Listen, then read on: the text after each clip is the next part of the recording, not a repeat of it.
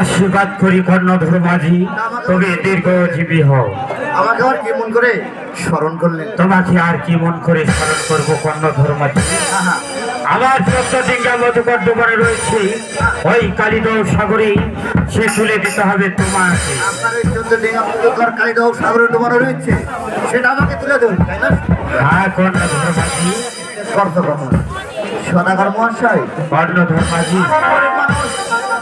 নৌকা তোলায় আর পাওয়াই কাম, তো যদি কিছু পয়সা করে দিতেন তাহলে হয়তো বা চেষ্টা করে দেখতাম।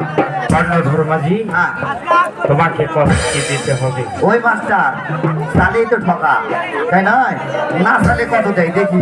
সদাগর মহাশয়, কর্ণধর মাঝি, আপনি বলেন ক টাকা দেবেন? আমি 10 লক্ষ টাকা দেব। কবি 1 লাখ টাকা দিয়ে ফকির কারবার হয়, আর একটু বাড়ান, কম হয়ে গেছে। কর্ণধর মাঝি, হ্যাঁ সদাগর মহাশয়, তোমাকে 20 লক্ষ টাকা দেব। সদাগর মনে ফকির মানুষ নাকি রে? 20 লাখের টাকা হলো নাকি? কর্ণধর মাঝি, হ্যাঁ সদাগর তোমার কি মন মতো হয়নি? না না, ঠিক আছে কর্ণধর মাঝি, হ্যাঁ তুমি সে নাও কর্ণধর মাঝি। এরাই ঠিক। স্যার নমো ঠাকুর ঠাকুর চিত্রে জিতবো নাকি?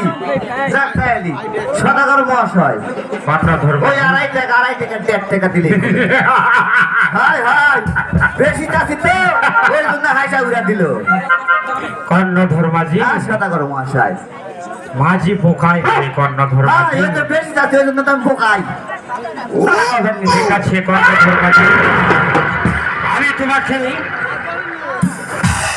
বকশিস অবশ্যই দেব, কিন্তু আমার নৌকা তোলা হলে। ঠিক আছে, আমি এখন আসি আপনি কর্ণধর আসতে মাঝি। পারেন। কোথায় সদাগর মহাশয়?